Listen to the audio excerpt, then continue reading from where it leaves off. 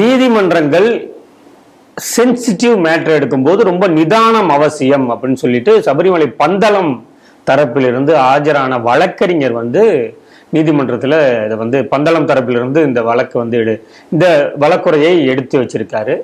நீங்கள் பாட்டுக்கு உங்கள் இஷ்டத்துக்கு டக்குன்னு ஒரு முடிவுக்கு வந்துடாதீங்க அப்படிங்கிற மாதிரியான துணியில தான் அதை சொல்லியிருக்காங்க. இதுக்கான இது போயிட்டே இருக்கு, தொடர்ந்து இந்த கேஸ் ஹியரிங் போயிட்டே இருக்கு. இந்த செய்தி நீங்கள் எப்படி பார்க்குறீங்க? அந்த பந்தளத்தின் சார்பாக பேசியவர் மொத்தம் 3 விஷயங்கள் சொல்லியிருக்காரு. அந்த 3ஐயுமே சொல்லிட்டு அதில் ஒரு பாயிண்ட் தான் நான் ஹைலைட் பண்ணி நினைக்கிறேன். எனக்கு ஒரு ப்ரையாரிட்டி இருக்கும் இல்லையா, நான் ஒரு பாயிண்ட் ஃபோக்கஸ் பண்ணி சொல்லணும்னு நினைக்கிறேன்.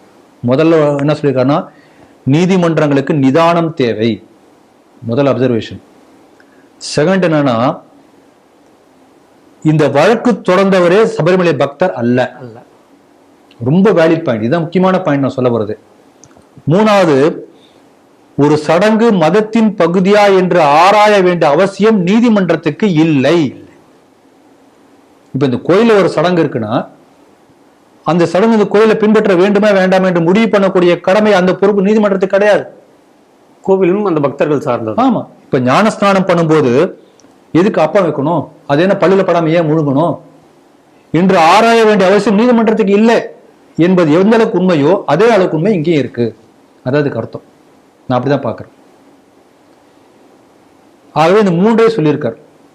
இதுல பாருங்க, வழக்கு தொடர்ந்தவர் ஐயப்ப பக்தரா? இப்ப ஒரு பள்ளிக்கூடம் இருக்குன்னு வச்சுக்கோங்க, சென்னையில உள்ள ஒரு பள்ளிக்கூடத்துல இதோ ஒரு குறிப்பிட்ட யூனிஃபார்ம் இருக்குன்னு வச்சுக்கோங்க, சுபா ஒரு பேச்சுக்கு. உஸ்பெஸ்கிஸ்தான்ல இருக்கக்கூடிய யாரோ ஒருத்தர் இந்த பள்ளிக்கூடத்துல அந்த யூனிஃபார்ம் இருக்கக்கூடாது என்று ஒரு கோர்ட் ஒரு கேஸ் போட்டார்னா, இஸ் இட் ரெலவென்ட்? அவங்க பையன் அங்க படிக்கல, பையனோ பொண்ணு அங்க படிக்கல, அவர் நாட்டுக்காரரும் இல்லை, எந்த வகையும் சம்பந்தமே அந்த ஸ்கூலுக்கு அவர் இருக்கும், அவர் எப்படி கோர்ட்ல கேஸ் போடலாம்? கேட்கறேன். நிறைய வழக்கு பொதுநல வழக்குன்னு சொல்லிட்டு வேறு மாவட்டத்தை கேட்கறேன். இப்ப பாருங்க, அமாவாசைக்கும் அப்துல் காதருக்கும் சம்பந்தம் இல்லை அப்படின்னு தமிழ் பழமொழி இருக்கு, கரெக்டுங்களா? இப்ப பாருங்க, இந்த சபரிமலை வழக்கை தொடுத்தவர் யாரு? இப்ப சபரிமலைக்கு வரக்கூடிய ஒரு பெண் பக்தர், பெண்கள் தானே பாதிக்கப்பட்ட சொல்றாங்க. பெண் பக்தர் ஒருத்தர் மனசு விரும்பி, ஐயோ நாங்களா போய் சபரிமலையில ஐயப்பனை பார்க்க முடியலையே அப்படின்னு வழக்கு போட்டிருந்தா அப்போ ஓகே, அந்த தட் பார்ட்டி இஸ் இன்ட்ரெஸ்டட், அப்ப விசாரிக்கலாம். வழக்கு போட்டது யாரு? முதல் வழக்கு போட்டது யாரு? அதான் அமாவாசைக்கும் அப்துல் காதருக்கு என்ன சம்பந்தம்? நௌஷத் கான் ஒரு வழக்கறிஞர் போரம் ஒன்று வச்சிருக்காரு. அந்த வழக்கறிஞர் போரம் சார்பாக வழக்கு போடுறாரு. என்னன்னா, பெண்களுக்கு உரிமை பாதிக்கப்படுகிறது. அப்போ கோர்ட் அப்பயே டிஸ்மிஸ் பண்ணிருக்கானா? நீ யார் இப்ப Naushad Khan? Who are you கேட்டிருக்கணும் இல்லையா? சரி விடுங்க. அப்புறம் இன்னொருத்தர் ஜாயின் பண்ணிக்கிறாங்க. அவங்க யாருன்னா, ஏதோ தேசாய், திருப்தி தேசாய், மகாராஷ்டிரா. அவங்க ஒரு பெண்கள் போரம், அவர் பெண்கள் ஃபெமினிஸ்ட். ஆமா, ஃபெமினிஸ்ட். அவங்க என்ன சொல்றாங்கன்னா, பெண்களுடைய உரிமைக்காக நான் போராடிட்டு இருக்கேன், எல்லா பெண்களும் சபரிமலைக்கு போக வேண்டும் என்பதற்காக நான் என்ன பண்ண போறேன், நான் மாதவிலக்கா இருக்கும் போது நான் சபரிமலைக்கு அது மேல படியே போய் தரிசனம் பண்ணி போட்டோ எடுத்து செல்ஃபி எடுத்து போடுவேன். அதுக்கு கம்யூனிஸ்ட் கவர்மெண்ட் எல்லா ஹெல்ப்பும் பண்ணது. கொச்சிக்கு வந்தாங்க, ஏர்போர்ட் அதை அனௌன்ஸ் பண்றாங்க, இன்னைக்கு நான் இப்போ மினிஸ்டர் ஆயிருக்கேன், மாதவிலக்கு நாள், இப்ப நான் போறேன், என்ன பண்ணீங்க தடுத்து பாருங்க என்று சொன்னார். அப்ப அவர் ஐயப்ப பக்தரா முதல்ல கேட்கணும்ல. இப்ப ஏதோ ஒரு இடத்துல உள்ள ஒரு விஷயத்துக்கு இவே மூக்கணும் வைக்கிறாரு. இவங்க அங்க இருக்கக்கூடிய பினராயி விஜயன் கவர்மெண்ட், அவங்க பிந்து என்கின்ற ஒரு பெண், அவங்களும் மென்ஸ்ட்ரேஷன் சைக்கிள் இருக்காங்க, மாதவிலக்கானால போங்க அனுப்புறாங்களாம்.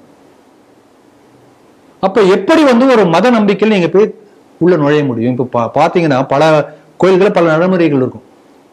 பெண்கள் மட்டுமே வழிபடக்கூடிய பல கோயில்கள், அங்க ஆண்கள் போய் தான் ஆகணும் நீ சொல்லுவியா? இதோட என்ன வேடிக்கைன்னா, பல இடங்கள்ல அந்த கன்னியாஸ்திரிகள் அவங்களுடைய யூனிஃபார்ம் போட்டுட்டு பதாகை ஏந்தி கொண்டு எல்லா வயது பெண்களும் சபரிமலையில ஏறுவதற்கு நீங்க பிளே கார்ட்ஸ் வச்சுட்டு போராட்டம் நடத்தினாங்க. அப்ப இவங்களுக்கு என்ன இன்ட்ரெஸ்ட் நான் கேட்கிறேன். இப்ப நான் திருப்பி கேட்கிறேன், ஒரு சர்ச்சில் ஒரு பெண் பாதிரியார் ஆக முடியுமா? ஒரு குழந்தை பிறந்து ஞானஸ்நானம் பண்ணுறது ஒரு நன் போய் பண்ண முடியுமா? பாதிரியார் தான், ஆண் பாதிரியார் தான் பண்ண முடியும்.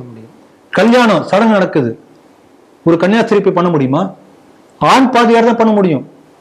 ஒருத்தர் இறந்து போயிட்டார், சடங்கு கன்னியாஸ்திரி பண்ண முடியும், ஆண் பாதிரியார் தான் பண்ண முடியும். அப்ப கிட்டத்தட்ட 7 வகையான சடங்குகள் சொல்றாங்க கிறிஸ்துவ மதத்துல, ஒருத்தர் பிறந்ததுல இருந்து இறக்குற வரைக்கும்.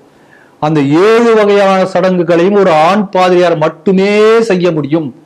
சர்ச்சில் மாஸ் வரும்போது அந்த மாஸ்ல பைபிள் படிக்கக்கூடிய ஒரே ஒரு உரிமை தான் பெண்களுக்கு இருக்கிறது. அது தவிர எடுபிடி வேலைகள் செய்யலாம். இப்ப இதுக்காக நான் கோர்ட்ல கேஸ் போட முடியும். நான் கோர்ட் கேஸ் பண்ண டிஸ்மிஸ் பண்ணீங்களா மாட்டீங்களா? நான் கேஸ் போடுறேன், பெண்களும் வந்து பாதிரியார் ஆகணும், சுப்ரீம் கோர்ட்ல ஒரு கேஸ் போடுறேன், என்ன பண்ணுவாங்க? ஹூ ஆர் யூ கேட்பாங்களா மாட்டாங்களா? இதை ஏன் அங்க நௌஷத் கான்ட்ட கேட்கல? இது ஏன் திருப்தி தேசாய் நீ ஐயப்ப பக்தரா, எத்தனை முறை ஐயப்ப பக்தன் கோயிலுக்கு போயிருக்க, நீ கேட்டிருக்கணும் இல்லையா? ஆகவே இங்கேயே வந்து அவங்க தவறு செய்திருக்கிறார்கள் என்று நான் கருதுறேன். இதை என்னுடைய மெயின் பாயிண்டா நான் சொல்றேன். ஆகவே இவங்களுடைய நோக்கம் என்ன? இந்த லிபரல்ஸோ கம்யூனிஸ்டோ இந்த லெப்டிஸ்டோ இவங்க எல்லாருமே பெண்களுக்கான ஒரு உரிமை என்கின்ற போர்வையிலே இந்து மத நம்பிக்கையில் உள்ள போந்து கொச்சைப்படுத்துவதற்காக முயற்சி பண்ணியிருக்காங்க. ஆனால் இப்ப அதுக்கு முன்னால தீர்ப்பு வந்தது, எல்லா பெண்களும் போகலாம், கோர்ட்ல கேஸ் தீர்ப்பு வந்தது. இப்ப அதுக்கு மறுசீராய்வு தான் வந்திருக்கு இல்லையா? அப்படி கோர்ட்ல தீர்ப்பு கொடுத்த உடனேயே எத்தனை பெண்கள் போனாங்க ஐயப்பன் கோயிலுக்கு? அந்த ஏஜ் குரூப்ல எத்தனை பேர் போனாங்க? கவுண்ட் பண்ணுங்க, எத்தனை பேர் போனாங்க? ரொம்ப குறைவு. யாருமே போக மாட்டாங்க. அப்ப எந்த பெண்களும் போக தயாராக இல்ல போது யூ ஆர் இம்போசிங் சம்திங். கரெக்டுங்களா? இப்ப நம்ம வீட்டுல சாதாரணமா பார்த்தா கூட பெண்கள் வந்து மாத விளக்கு சமயத்துல யாரும் கோயிலுக்கு போக மாட்டாங்க. போய் கூட யாரோ சொல்லுவீங்களா? அவங்க நம்பிக்கை அது போகக்கூடாது என்று. ஆகவே இப்படிப்பட்ட ஒரு பெரிய முயற்சி நடந்தது. அங்கு உள்ள பெண்கள் தான் எதிர்த்து போராடினாங்க. இந்த மாதிரி வரக்கூடாது, இதை மாற்றக்கூடாது என்று போராடிய லட்சக்கணக்கான இந்து பெண்கள் தாய்மார்கள். ஆகவே பெண்களுடைய பண்ணக்கூடாது அவங்க சொல்லியிருக்காங்க. இதில் தலையிடுவது தேவையில்லாமல் சுப்ரீம் கோர்ட் தலையிட்டு இருக்கிறது என்பது என்னுடைய கருத்து. அதாவது நிதானம் தேவைன்னு சொல்லியிருக்காரு.